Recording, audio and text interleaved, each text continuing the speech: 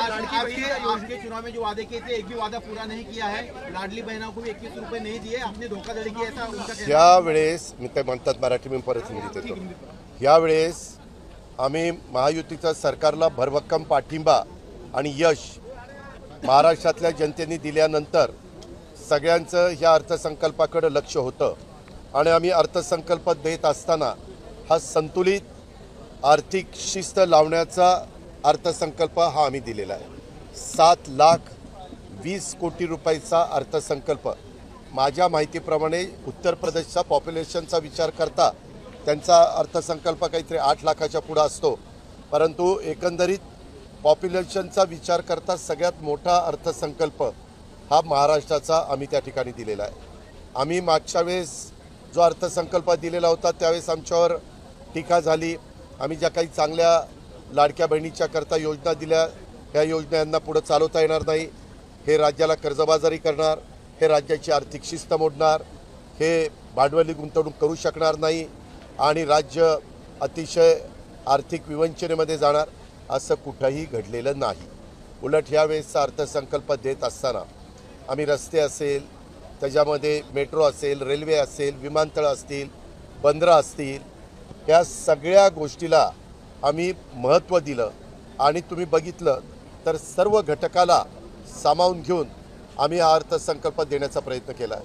असा कुठलाही विभाग नाही की त्या विभागाला आम्ही कुठंतरी निधीची कमतरता त्या ठिकाणी केलेली आहे। या पद्धतीनं आम्ही काम करतोय। ज्या प्रकारे सुरुवातीला राज्याच्या मुख्यमंत्र्यांनी सांगितलं महाराष्ट्र आता थांबणार नाही, विकास आता लांबणार नाही, अशा पद्धतीचा हा अर्थसंकल्प आहे। आम्ही शेतकऱ्यांच्या करता सिंचनाला फार महत्त्व दिलेलं आहे।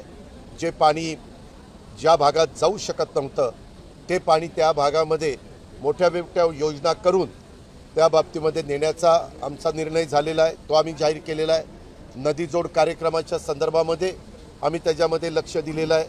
पश्चिमेकडे पडणारं पाणी पूर्वेकडे वळून ज्या भागामध्ये पाण्याची कमतरता आहे अशा भागामध्ये ते पाणी देण्याचं नियोजन आम्ही या अर्थसंकल्पामध्ये त्या ठिकाणी केलेलं आहे। तुम्हाला सगळ्यांना माहिती आहे सध्या जग, देश आणि विविध राज्य हे AIचा वापर करायला लागले, त्याला म्हणतात कृत्रिम बुद्धिमत्ता। हे आर्टिफिशियल इंटेलिजन्स हे जे काही चाललेलं आहे त्यालाही आम्ही महत्त्व देऊन कृषी क्षेत्रामध्ये AIचा वापर कसा करता येईल अशा प्रकारची योजना आम्ही 2 वर्षाच्या करता 500 कोटी रुपयाची त्या ठिकाणी जाहीर केलेली आहे। त्याचबरोबर इंडस्ट्री करता देखील AIचा वापर मोठ्या प्रमाणावर सुरू झाला आहे। महत्त्वाची जी केंद्र आहेत, आपण मुंबईच्या आसपास 7 नवीन केंद्र निर्माण करण्याचं ठरवलेलं आहे। ह्या सगळ्या गोष्टी करत असताना मुंबई ही देशाची आर्थिक राजधानी आहे आणि त्याच्यामुळे महाराष्ट्रामध्ये रोजगार पण वाढला पाहिजे आणि त्याचबरोबर उद्योगधंद्यांनी गुंतवणूक पण केली पाहिजे। जसं मध्ये डावसला जाऊन मुख्यमंत्र्यांनी साधारण 16 लाख कोटी रुपयाची गुंतवणूक आपल्याकडे आणण्याचं काम केलं, त्याला ज्या काही मूलभूत गरजा लागतात त्या देण्याचा प्रयत्न देखील ह्या अर्थसंकल्पामध्ये आम्ही केलेला आहे।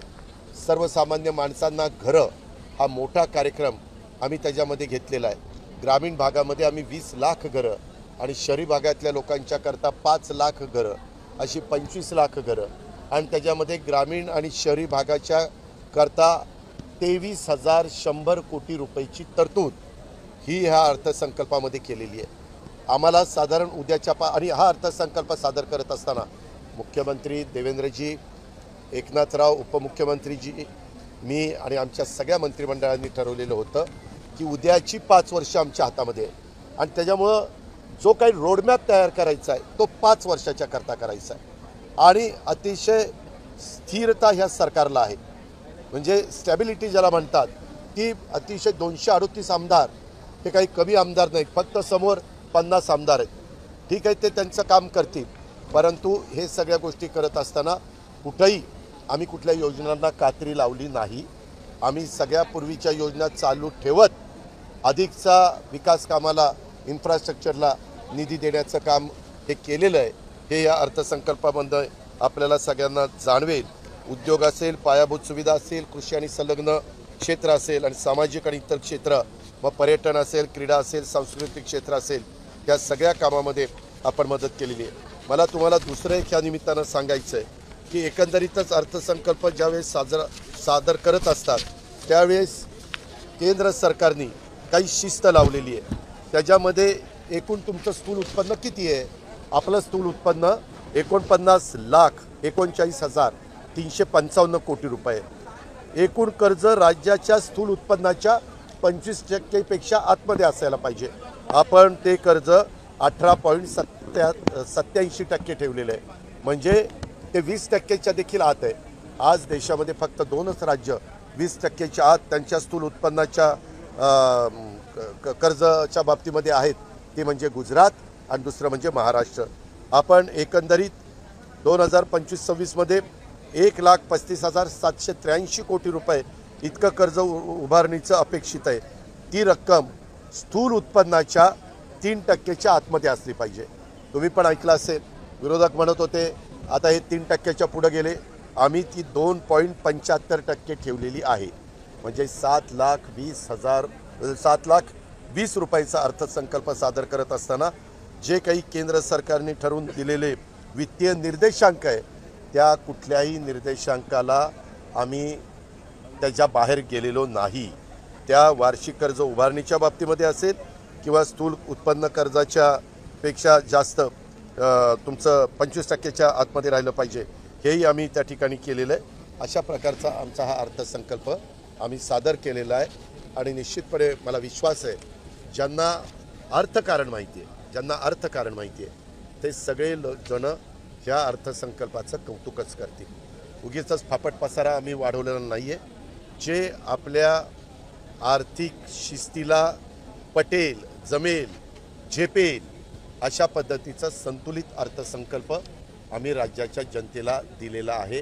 त्याच्यात आरोग्य असेल, शिक्षण असेल, क्रीडा असेल, त्याच्यामध्ये कुठलाही घटक, शेतकरी असेल.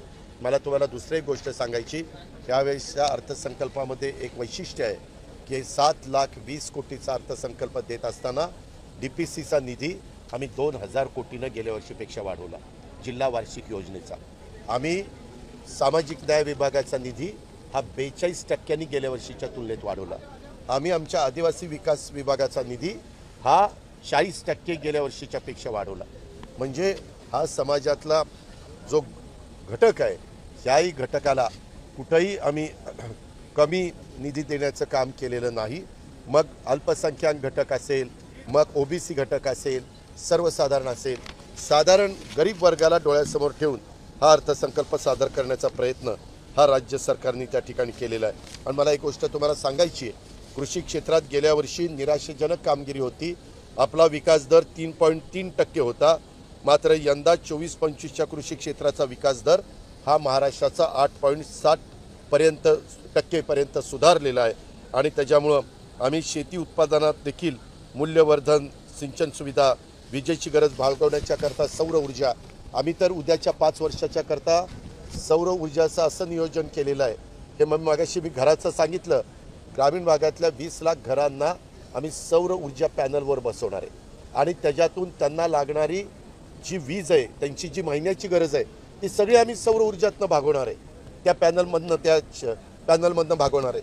म्हणजे त्या 20 लाख लोकांना कुठंही विजेचं बिल द्यावं लागणार नाही. आणि ह्या सगळ्या गोष्टीला आम्ही ॲडिशनलचे 50,000 रुपये कुणाला ह्या घटकाला त्या घराच्याबद्दल, त्यांचं शौचालय, त्यांचं बाकीच्या ज्या गोष्टी असतात त्याच्याकरता सौर ऊर्जेच्या प्रकल्पासहित त्याच्यामध्ये ॲडिशनलचे दिलेले आहेत. अशा पद्धतीनं आम्ही हा सर्वसमावेशक हा अर्थसंकल्प, महाराष्ट्र थांबणार नाही, विकास लांबणार नाही, अशा प्रकारचा अर्थसंकल्प. आणि केंद्र सरकारमधले पंतप्रधान नरेंद्र मोदी साहेबांनी जो काही निर्णय घेतलेला होता विकासाचा, त्या विकासाला अनुसरूनच त्यांनी देशाच्या विकासाचा हे मांडलेलं होतं, धोरण मांडलेलं होतं. आम्ही राज्याच्या विकासाचं धोरण मांडून त्या धर्तीवर हा अर्थसंकल्प मांडण्याचं काम केलेलं आहे. तुम्ही गेले 11 अर्थसंकल्प मांडले. आपल्यावर वर्षागणिक कर्जाचा बोजा वाढतोय, पण कर्जाची परतफेड करण्यासाठी राज्याच्या पातळीवर आपण काय उपाययोजना जी करतोय ती किती सकारात्मक होती तुमच्या नजरेतून, असं तुम्हाला वाटतं? यामध्ये मी तुम्हाला सुरुवातीला सांगितलं, आपली कर्जाची मर्यादा वाढत असली तरी ती मर्यादा आपल्याला जे काही वित्तीय निर्देशांक ठरवून दिलेले आहेत त्याच्या बाहेर आपण कुठं गेलेलो नाही. आज आपलं त्या ठिकाणी कर्ज 25-26 मध्ये मी आजच तुम्हाला सांगतोय 9,32,242 कोटी इतकं कर्ज अपेक्षित आहे. ती कर्जामध्ये वाढ 19% होणार आहे. परंतु राज्याचं स्थूल उत्पन्न हे मागं 42 लाख कोटी होतं, ते 49 लाख कोटी झाल्यामुळं ते कर्ज राज्याच्या स्थूल उत्पन्नामध्ये 18.87च आहे. म्हणजे ते 25%च्या आतमध्ये आहे, 20%च्याही आतमध्ये आहे. आणि एकंदरीतच आपलं ह्याचं कर्ज उभारणीचं जे 3%च्या आत असलं पाहिजे ते आपलं 2.75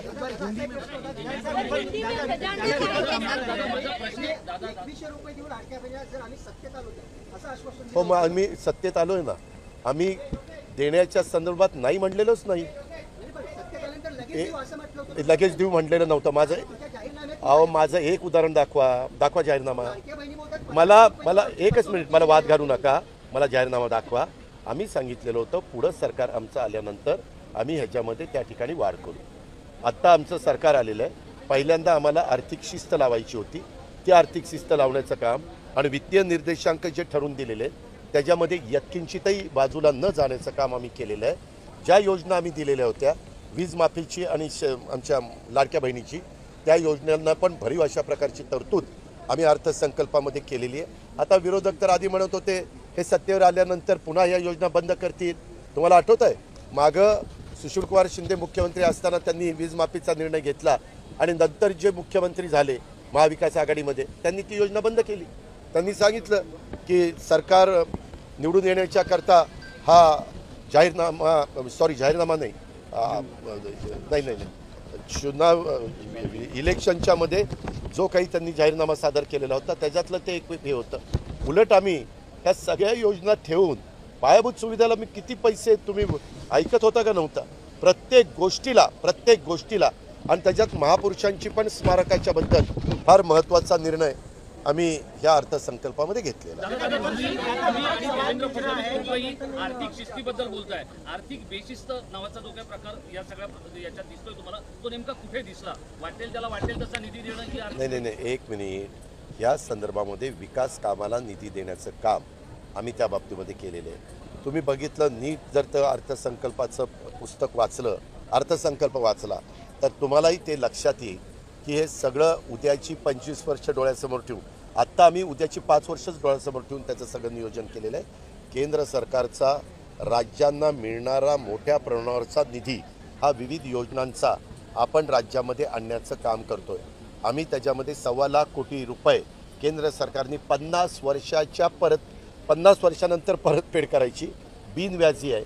त्याला आम्ही साधारण 12,000 कोटी रुपयाची तरतूद ही अर्थसंकल्पात केलेली आहे की आमचे केंद्र सरकार राज्य सरकार एका विचाराचं असल्यामुळं मोदी साहेबांच्या मागं लागून त्यांच्याकडं व्यवस्थितपणे आपण जे केंद्र सरकारला कार्यक्रम लागतो तो देऊन तेवढा निधी आपण आणण्याचं ठरवलेलं आहे. गेल्या 2 वर्षामध्ये त्याच्यामध्ये मोठ्या प्रमाणावर निधी आणण्याचं काम आपण बिनव्याजी 50 वर्षाच्या परतफेडीने 50 वर्षानंतर ती परतफेड येणार आहे त्या पद्धतीनं आपण तो आणलेला आहे. अशा प्रकारे वेगवेगळ्या योजना केंद्राच्या पण ह्या आपण आपल्यामध्ये घेऊन आपल्या राज्याच्या योजनेचा सपोर्ट त्याला देऊन आपण हा 7,20,00,000 कोटीचा अर्थ.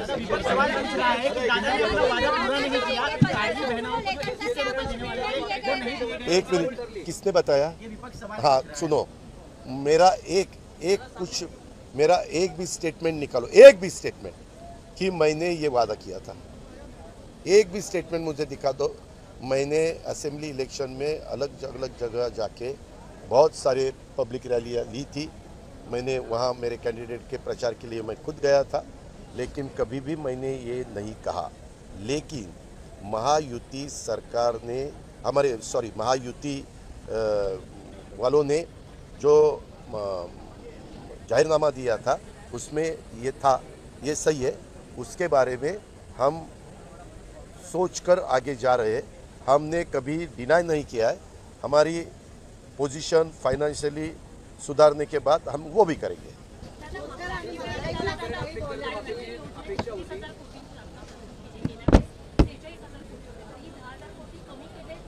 आपल्याला एक गोष्ट माहिती आहे, मागच्या वेळेस मी जुलैमध्ये अर्थसंकल्प सादर केला होता पावसाळी अधिवेशनामध्ये, त्याच्यात ते जाहीर केलेलं होतं. आता माझ्याकडं पावसाळी अधिवेशनाला पुरवणी मागण्या देता येतात. मला डिसेंबरला पुरवणी मागण्या देता येतात. त्याच्यामुळं जसे जसे पैसे लागतील तसे तसे त्या ठिकाणी पुढच्या पुरवणी मागण्यामध्ये मला जिथं कमी पडेल असं वाटेल त्यावेळेस मी अशी जी आम्ही त्याबद्दलचे प्रस्ताव त्याचे डिमांड्स ज्याला आपण म्हणतो त्या ठेवू आणि त्या ठिकाणी कुठल्याही परिस्थितीत आम्ही त्याच्यापासून कुठं बाजूला जाणार. आईपीएल को टैक्स माफी जो है वो सरकार ने किया है. आम्ही पहिल्यांदा हे सगळं मी पहिल्यापासून तुम्हाला सांगतोय संतुलित अर्थसंकल्प शिस्त लावणारा अर्थसंकल्प हा आम्ही त्या ठिकाणी सादर केलेला आहे. शेतकऱ्यांच्या करता AI टेक्नॉलॉजीचा वापर करण्याच्या संदर्भामध्ये प्रावधान आम्ही त्याच्यामध्ये केलेलं आहे. खताचा खर्च कसा कमी होईल, पाण्याची बचत कशी होईल, उत्पादकता त्यांची कशी वाढेल, ह्या सगळ्या गोष्टीचा विचार आम्ही त्या AI मध्ये केलेला आहे, कृत्रिम बुद्धिमत्तेमध्ये त्या ठिकाणी केलेला आहे. या प्रकारे आमचं काम चाललेलं. मी मगाशीच तुम्हाला सांगितलं त्या सगळ्या गोष्टी करत असताना साधारण राज्य प्रगतीपथावर पुढं नेत असताना कुठल्याही भांडवली खर्चावर आम्हाला काटकसर करायची नव्हती. ह्या भांडवली खर्चच राज्याचं स्थूल उत्पन्न वाढवण्याचं काम करतं, राज्याचा GDP वाढवण्याचं काम करतं, राज्यामध्ये मोठ्या प्रमाणावर GST त्या ठिकाणी गोळा करण्याचं काम करतं. आज देखील देशामध्ये नंबर 1चं राज्य GST वसूल करणारं किंवा GST जमा करणारं हे देशातलं आपलं महाराष्ट्र राज्यच आहे. दादा, जो महिलाएं आस लगा के बैठी थी 2100 रुपए मिलेंगे इलेक्शन के बाद, उनको कब तक ये अमाउंट अकाउंट में आएगा? जब तक हमारी पोजीशन ठीक होगी ऐसा हमें भरोसा लगेगा तब हम शुरू करेंगे. उसके लिए टाइमलाइन नहीं है, उसके लिए हमारा काम चालू है. हम काम करते रहेंगे. हमें जब ऐसा लगेगा कि अभी हम कर सकते हैं तो कैबिनेट पे हम प्रस्ताव लाएंगे और करेंगे. एक मिनिट, आम्ही 0% व्याजाने पीक कर्ज देतो शेतकऱ्यांना. पंजाबराव कृषी विद्यापीठाच्या मार्फत पंजाबराव व्याज सवलत योजनेच्या मार्फत आम्ही शेतकऱ्यांना त्या ठिकाणी मदत करतोय. आज शेतकऱ्यांनी AIचा वापर करून आधुनिक पद्धतीने शेती त्या ठिकाणी केली पाहिजे. उद्याच्याला घोषणा केल्यानंतर त्याची अंमलबजावणी पण करता आली पाहिजे. उद्याच्याला ह्या सगळ्या गोष्टी करता येतात पण मग विकास कामाला निधी कमी पडतो. आज मोठ्या प्रमाणावर विकास कामाचा पण निधी कुठेही कमी न पडून देता आम्ही ह्या योजना पुढे चालू ठेवण्याचा अर्थसंकल्प दिलेला. ते झाले ना, ते दिले ना, तरतूद केली ना.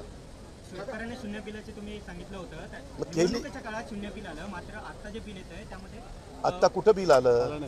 बिल आलंय, नाही रे बाबा आलं. वाटप झालेलं नाही. या संदर्भात ठाकरे गटाचे आमदार कैलास पाटलांनी नाही, ते काही सांगतात.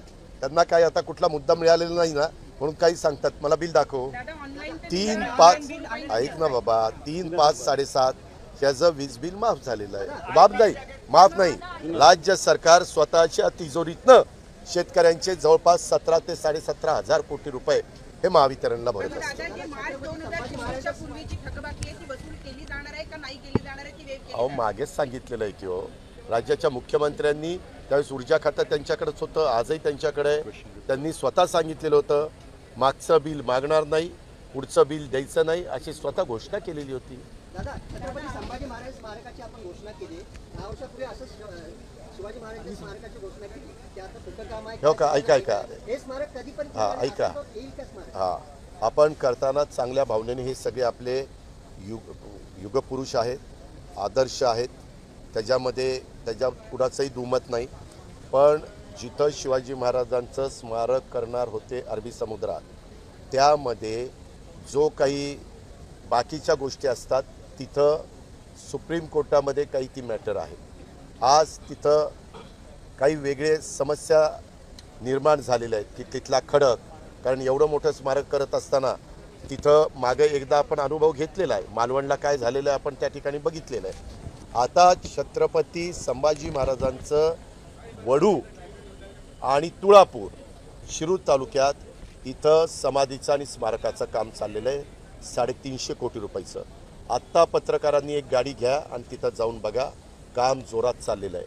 माझं स्वतःचं तिथं बारकाईनं लक्ष आहे, कारण मी त्या जिल्ह्याचा पालकमंत्री आहे. आणि त्यामुळं एक योद्धा कसा असावा, एकही लढाई न हरलेला राजा हा कसा असावा, त्याच्यामध्ये स्वराज्याचं रक्षण करणारा हा राजा छत्रपती कसा असावा, त्याचं मूर्तिमंत उदाहरण म्हणजे छत्रपती संभाजी महाराज आहेत आणि त्याच्यामुळं तिथं स्मारक चाललं आहे. आता महाराजांना जिथं वेगळ्या पद्धतीनं फितुरी झाली, काही लोकांनी फितुरी केली आणि औरंगजेबाची नेमकी एक टीम तिथं आली, ती संगमेश्वरला आली रत्नागिरी जिल्ह्यात.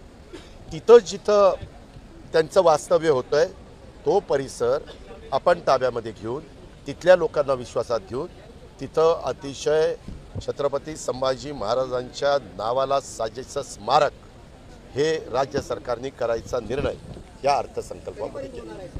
अरे तू काय असं गेलं की वीट लावली की स्मारक होत नाही. म्हणूनच मी तुला सांगितलं की तू आत्ता तुळापूर आणि वडूला चल, तिथं काम किती दर्जेदार चाललंय ते बघ.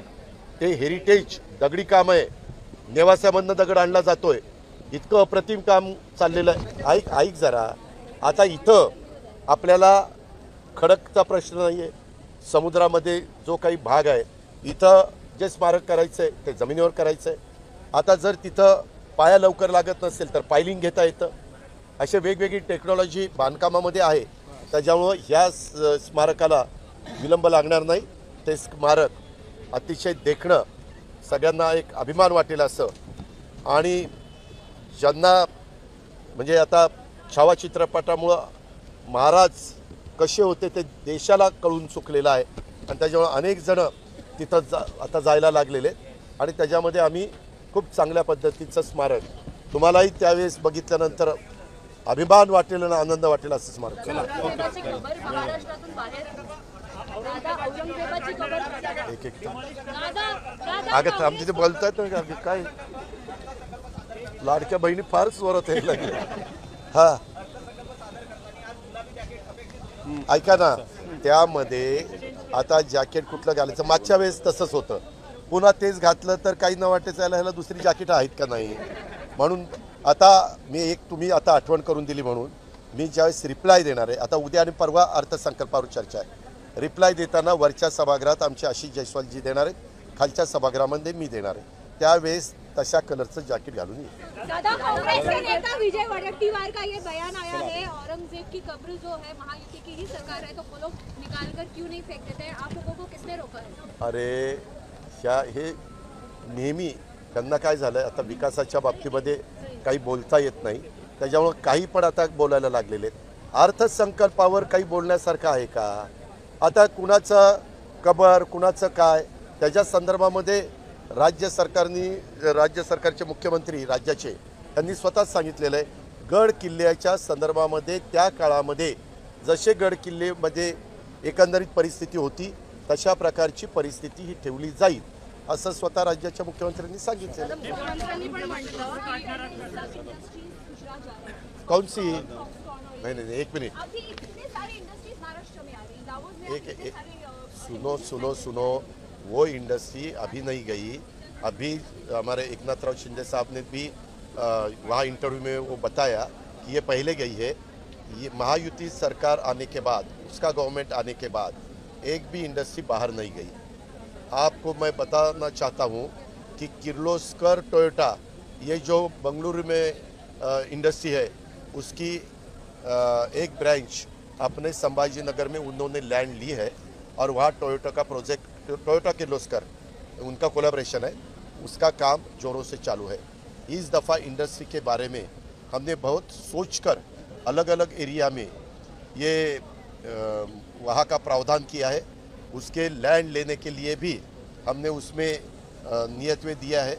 ऐसा हमारा सबका काम चालू है और उसमें कोई भी दूसरा यानी अपने यहाँ की इंडस्ट्री बाहर जाने की कोई अभी वैसे शंका लेने की जरूरत भी नहीं.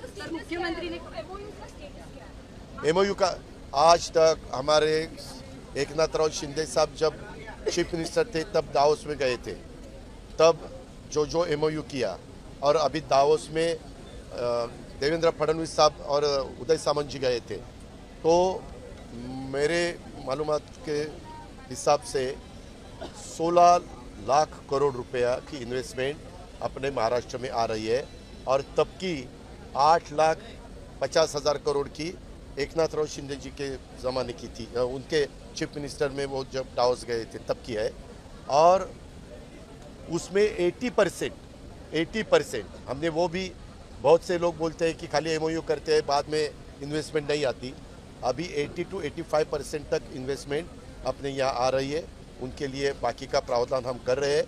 उसमें अपना गढ़चिरौली डिस्ट्रिक्ट है, वहाँ के यही गार्डियन मिनिस्टर है, उसके लिए हमने कंक्रीट के रोड बनाने के लिए 500 करोड़ रुपए की प्रावधान किया है। और वहाँ स्टील हब जैसा हमारे पुणे में ऑटो हब है, वैसा अपने विदर्भ में गढ़चिरौली में स्टील हब होने वाला है। उसके लिए भी हम वहाँ एयरपोर्ट बनाना चाहते हैं। अपने महाराष्ट्र के बहुत से एयरपोर्ट, अभी नवी मुंबई का एयरपोर्ट तो मेरे ख्याल से डोमेस्टिक फ्लाइट वहाँ अप्रैल में चालू होने वाली है और इंटरनेशनल फ्लाइट उसके बाद 6 महीने के बाद चालू होगी। और वैसा ही अपने यहाँ एक बम्बई का पुराना, ये नवी मुंबई का दूसरा और तीसरा वाडवन जो पोर्ट बनने वाला है, वहाँ भी हम तीसरा एयरपोर्ट इंटरनेशनल एयरपोर्ट करने का हमने तय किया है। उसका भी मैंने आज बजट में लोगों को बताया है कि हम ऐसा करने वाले।